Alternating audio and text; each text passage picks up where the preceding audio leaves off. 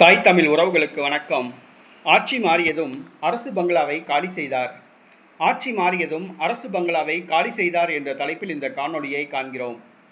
தமிழ்நாடு முன்னாள் முதலமைச்சர் எடப்பாடி பழனிசாமி, இவர் தமிழக முதலமைச்சராக பதவி வகித்தவர்.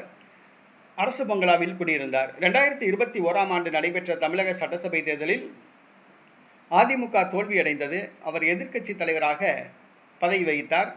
அதே பங்களாவில் எதிர்க்கட்சி தலைவராக அவர் குடியிருந்தார். நடைபெற்று முடிந்த சட்டசபை தேர்தலில் அதிமுக படுதோல்வி அடைந்து 3வது இடத்துக்கு தள்ளப்பட்டது. எதிர்க்கட்சி தலைவர் பதவியையும் இழந்தார். ஆகவே முதலமைச்சர் மற்றும் எதிர்க்கட்சி தலைவர் அவர்களுக்குத்தான் அரசு பங்களா வழங்கப்படும். ஆனால் எடப்பாடி பழனிசாமி இந்த 2 பதவிகளிலும் இல்லாததால் அரசு பங்களாவை காலி பண்ண வேண்டிய ஒரு சூழ்நிலை ஏற்பட்டது. ஏறத்தாழ 25 நாட்கள் ஆகிவிட்டன. தேர்தல் முடிவுகள் அறிவிக்கப்பட்டு. ஆக நாகரிகமாக எடப்பாடி பழனிசாமி தனது அரசு பங்களாவை காலி செய்துள்ளார்.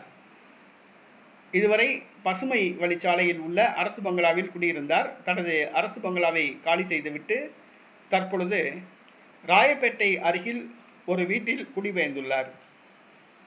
ராயப்பேட்டை அருகில் ஒரு வீடு பார்த்து அந்த வீட்டில் குடியேறியுள்ளார். இது அதிமுக தலைமை அலுவலகத்துக்கு அருகில் அந்த வீடு உள்ளது என்பது குறிப்பிடத்தக்கது. அரசு பதவி இழந்ததும் தனது அரசு பங்களாவை ராஜினாமா செய்துவிட்டார் எடப்பாடி பழனிசாமி. இது வரவேற்கத்தக்க ஒன்றாகும். பொதுவாக அரசியல் கட்சி தலைவர்கள், அதாவது அமைச்சர்கள், முன்னாள் அமைச்சர்கள் தங்களுடைய பதவிக்காலம் முடிவடைந்தும் கூட அந்த வீட்டை காலி செய்ய மறுக்கிறார்கள். பீகாரில் கூட பீகார் மாநில முன்னாள் முதலமைச்சர் ரஃப்ரி தேவி, அவர் தனது பதவியை இழந்து 20 ஆண்டுகள் ஆகிவிட்டது. 20 ஆண்டுகளாக அரசு பங்களாவை காலி செய்யாமல் குடியிருந்து வருகிறார்.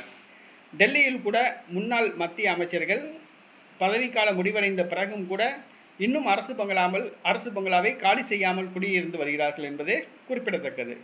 அரசு பதவியிலிருந்து விலகியதும் அரசு பங்களாவை காலி செய்ய வேண்டும். அதுதான் நாகரிகம். தற்பொழுது முன்னாள் முதலமைச்சர் எடப்பாடி பழனிசாமி தனது பதவிக்காலம் முடிவடைந்ததும் தனது அரசு பங்களாவை காலி செய்துள்ளார். இதனை வரவேற்போம்.